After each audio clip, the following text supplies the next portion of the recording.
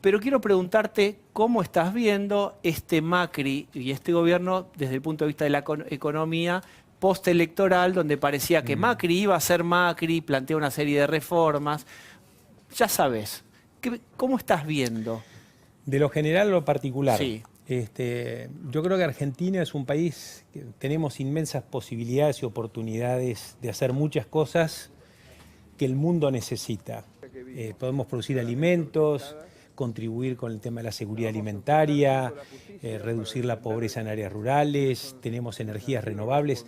Los lugares del mundo donde más capacidad hay para energía solar es el norte, energía eólica es la Patagonia, tenemos litio, que es el combustible del futuro, otros productos mineros, energía, en fin.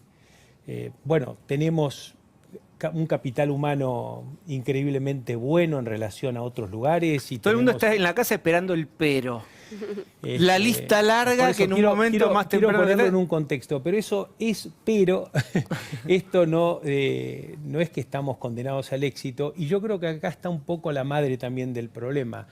En general, yo creo que todos en Argentina pensamos que estamos mejor de lo que realmente estamos. Porque tenemos esa ilusión de todo lo que podemos ser, y eso que podemos ser, esas expectativas, nos hacen vivir esas expectativas, pero cuando vamos a la realidad ahí la chocamos. ¿Vos creés que en términos generales no se tiene conciencia de la mala salud de la economía argentina? Yo creo que la minimizamos. Entonces aparecen cuestiones como discusiones sin información, prejuiciosas. No hay debates tranquilos sobre este tema, las discusiones son en la calle, a los gritos, y me parece a mí que es fundamental parar la pelota y tener una discusión tranquila sobre los problemas que tenemos. Los grandes problemas que tenemos, algunos son de tipo estructurales, de competitividad, pero tenemos un déficit fiscal que hay que financiar, tenemos inflación que hay que bajarla, porque sabemos que con inflación es muy difícil generar un contexto, digamos, donde se genere producción, riqueza, trabajo, etc. Entonces ahí está el dilema del gobierno. ¿Cómo hace para resolver estos problemas de corto plazo sin chocar? O sea, ¿cómo hacemos que esta realidad choque lo menos posible? Históricamente Argentina siempre tuvo este tipo de problemas y lo resolvió con shocks, con una mega devaluación, creación de pobreza, en fin, el que estaba del lado correcto del mostrador ganaba y el que estaba del otro lado perdía. Entonces la suerte era más importante que el esfuerzo. Entonces la gente cree en nuestro país que la suerte determina el éxito y no el esfuerzo determina el éxito. Entonces hay una cuestión cultural muy grave, muy fuerte. Entonces eso hay que cambiar la cultura, hay que bajar la inflación, hay que eliminar el déficit fiscal. El déficit fiscal hoy se financia con deuda, sabemos que no queremos endeudarnos, nadie quiere endeudarse, pero no hay otra forma. Y este gobierno lo que dice es, en lugar de hacerlo todo en un minuto, con los impactos que hay, lo voy a hacer en 4 años, 5 años, entonces tienen un Excel donde dice cómo va esto, cómo va lo otro y demás, y la vamos a ir manejando de tal manera de que todos de alguna manera pongan un poco y que finalmente converja esto en una situación mucho más estable y previsible. Pero Gustavo, ¿vos considerás que todos estamos poniendo un poco con este gobierno? Yo creo... Porque yo veo que algunos ponen más que otros. Bueno, no es fácil... El campo, perdóname, y ya que estamos empezando el debate, creo que el campo recibió bastante y otros sectores pusieron bastante. No digo que haya estado mal, ¿eh? No, yo lo que digo es, el campo no recibió, el campo no se benefició de las políticas, sino que dejó de perjudicarse, porque estábamos en el horno total. Está bien, pero si hablas con alguien que es usuario de servicios públicos, van a decir, bueno, yo dejé de beneficiarme y ahora me perjudico. No, digamos, más allá de los detalles, que podría decirte, porque el campo, más o menos de cada 100 pesos que se recibe, hay 70 pesos que son de impuestos. O sea, solamente que eso es digamos, inviable en cualquier lugar, o sea, nadie podría crecer. De hecho, se redujeron las retenciones y aumentó la actividad y la recaudación no cayó, subió. A ver, ¿el gobierno gana más plata ahora quitándole retenciones? Mirá, sí. Porque yo quiero decir que acá, gente que hemos invitado, economistas, incluso han dicho, es cierto, los jubilados, están tocando los jubilados. ¿Por qué no dejan más arriba las retenciones? Diego, mirá, ¿por qué no hace esfuerzo el campo? Ok, ayer estuve en la presentación de un libro sobre 100 ideas y estaban todos los economistas más diversos que te puedas imaginar, heterodoxos, todos serios, pero había de todo tipo. Y me explicaban, yo preguntaba esto, que hay una curva en economía que se llama la curva de Laffer, que relaciona la presión impositiva con la recaudación. Más presión impositiva aumenta la recaudación. Pero hay un momento donde si seguís aumentando la presión impositiva, la recaudación cae, porque matás la actividad económica. Y nosotros tenemos el ejemplo, por ejemplo, en maíz, que las retenciones eran del 20 y 23%, bajaron al 0%, la recaudación por maíz aumentó, porque aumentó los cobros de otros impuestos y aumentó la actividad donde vos recuperás los impuestos. O sea, el Estado está recibiendo más ingresos por otros impuestos, producto de la suba de la producción. Recauda más bajando los impuestos. Que lo que hubiera ganado con la... No bajando ese impuesto, recauda más porque hay otros impuestos. Eso no se aplica, por ejemplo, específicamente al caso de la minería, por ejemplo, que también le bajaron retenciones y la actividad sigue cayendo por factores que tienen que ver por otros temas regulatorios, creo que son, porque hay oportunidades en minería, pero hay otras discusiones. Digo, no siempre esa cuenta, que estoy de acuerdo con la cuenta que vos hacés, no siempre funciona en la práctica. Estoy seguro, y por ejemplo en el campo no es lo mismo el trigo que el maíz que la soja, seguramente. Pero yo te estoy diciendo que acá no es un tema, es un tema de una conversación donde vos tenés que trabajar de tal manera de que vos puedas recaudar lo máximo posible y aumentar la actividad para que esa máxima recaudación tenga que ver con el aumento de la actividad. Pues el aumento de la actividad es, no sé, se vende 73% más maquinaria agrícola ahora que hace 2 años. Se venden más camiones, se reactiva la industria automotriz, podemos exportar más. En fin, vas al interior, en el interior hay mayor actividad. En fin, yo creo que no es un tema acá de a quién le sacamos y a dónde ponemos, que de hecho el gobierno lo está haciendo porque la reforma impositiva es eso un poco, le está cobrando impuestos a los temas financieros y demás, pero es un tema de ingeniería que hay que tener cuidado. Si vos le aumentás mucho los impuestos a una actividad, corres el riesgo de matarla. Y eso es lo que estuvo pasando los últimos años del kirchnerismo. Gustavo, yo quería preguntarte, sí. Yo vengo justamente del Congreso donde se está discutiendo el presupuesto 2018 sí. y donde se está dando una discusión muy interesante sobre la viabilidad del modelo económico actual. Sí. Y desde la oposición se cuestionó de que con esta política monetaria, es decir, con estas altísimas tasas de interés, sí. se está promoviendo más la especulación financiera sí. antes que la producción. Sí. ¿Vos qué opinas al respecto? No, yo opino que eso es uno de los grandes desafíos que tiene en esta transición que dice el gobierno. ¿Pero está bien tener tasas de interés tan altas? Bueno, es lo que tiene que hacer el gobierno en este momento para contener un poco la inflación, y ahí hay un punto intermedio. A mí no me gusta que la tasa de interés esté tan alta.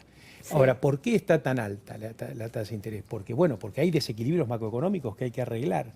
Yo no soy economista y le pregunto a 10 economistas y hay 10 que me dicen cosas distintas. Pero ayer en esta conversación que tuve, todos que decían cosas distintas, al final cuando le terminaba preguntando, bueno, ¿y entonces qué harías en lugar de lo que está haciendo? Nadie me dijo hacer cosas distintas. Le parece que están tratando de gestionar esta complejidad y esta tensión. Me parece a mí que el problema que tenemos es que tenemos que hablar claramente de esta situación. O sea, decir estamos mal, estamos en esta situación, tenemos que tomar estas medidas y en 4 años esperamos que haya una convergencia y por lo menos todos los meses seguir si vamos bien o vamos mal. Pero está subcomunicando el gobierno la gravedad que según vos tiene el país, porque vos no azarosamente largaste, digamos, te dejamos abierta la pelota para que vos largues por donde vos quisieras. Y largaste por ahí con la subestimación de la crisis. Yo creo que hay que comunicar la crisis en un tono de optimismo, porque es muy difícil transitar la crisis si vos no tenés una visión de largo plazo positiva. Es decir, vos tenés que ser realista, pero al mismo tiempo tenés que tener una visión de que podés salir y cómo podés salir y por qué podés salir. Este gobierno ganó así las últimas elecciones de octubre pasado, es decir, diciendo estamos mal pero vamos bien en otros términos. Ahora este gobierno también es el mismo gobierno que te dijo con nosotros no vas a perder ningún derecho de los que ganaste con el kirchnerismo. Y eso no se está corroborando. Es decir, ¿cómo salís de la crisis sin que todos perdamos un poco algún derecho? Yo lo que creo es que no es sustentable un sistema si no hay una serie de reformas. Y entonces, lo que vos aparentemente te parece que es una ventaja, puede ser que en 2 o 3 años se haga una crisis y se desploma todo. Vos podés discutir si el gobierno le saca más a uno, pone más en otro, pero bueno, la pobreza en Argentina está en la juventud. El 50% de los jóvenes son pobres, dicen las encuestas, ¿no es cierto? O sea, si queremos combatir la pobreza, tenemos que atacar el tema de la juventud. Es decir, me parece a mí que hay decisiones de política, decisiones de gestión que hay que tomar, y están tomando las decisiones que a ellos les parece que son las mejores. Podría ser que esas decisiones se tomen con más consensos, que haya más debates, pero todos esos debates hoy están contaminados por el corto plazo y están contaminados por una agresión que no permite conversar en forma tranquila y objetiva de los temas, ¿no? Si uno tuviera que sintetizar al final del día toda una serie de ideas que vos tenés acerca de cómo el gobierno se está manejando, tu evaluación sobre la dirección del gobierno y la economía es correcta. ¿Hay un rumbo primero? ¿Hay un rumbo económico? A. B. ¿Está de acuerdo con el rumbo económico del gobierno de Cambiemos? Creo que hay un rumbo económico, hay. Los economistas, yo no soy economista, por favor, yo soy empresario, soy más emprendedor y armador de negocios que analista. Pero ayer los economistas que estaban, casi todos, decían que si tocaban una cosa mejor, por ello que decía, se desacomodaba otra cosa. Entonces, en el fondo, todos estábamos de acuerdo con el gradualismo y no con el shock. El shock ya lo vivimos, y que el gradualismo es esto. Los empresarios estamos pagando gran parte de la cuenta. Pese a que a vos te favorecería el shock. El tipo de cambio, las tasas de interés, el aumento de los costos, eso lo estamos pagando los empresarios. Espérate, porque acabo de decir una frase que es importante. ¿Ustedes sienten eso, que están haciendo el esfuerzo los empresarios? Sí. Pues los jubilados en una situación en espejo dicen, si somos nosotros, no ustedes. Pero yo no digo que los empresarios no estén pagando, los trabajadores, y que haya otros sectores. Lo que yo digo, en la reunión de empresarios tenemos todos una conciencia que estamos todos poniendo. En algunos casos, peligrosamente poniendo, porque están llevando a las empresas a bajar su patrimonio, a perder no solamente rentabilidad. Esta situación de altas tasas de interés, de tipo de cambio devaluado. Fíjense, sobrevaluado. Cómo vamos ya. Now we are talking. Así que está barato el dólar. Pero sí, si la inflación sube el 50% y el dólar se devalúa el 20%, no estamos hablando de devaluar, estamos hablando de acompañar la inflación. ¿Cuánto debería valer el dólar?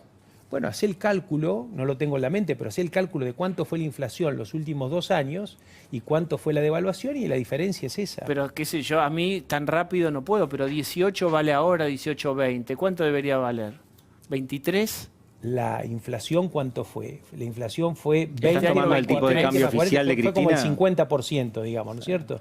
La devaluación, ¿cuánto fue? De 15 a 18 fue el 20%, y hay un 20%. No, ¿cómo de 15 a 18? Si el dólar valía 9 y pasó a 16, una cosa así. Valía 9. El dólar, eso era una Es el discurso de Prat Guy, tuyo.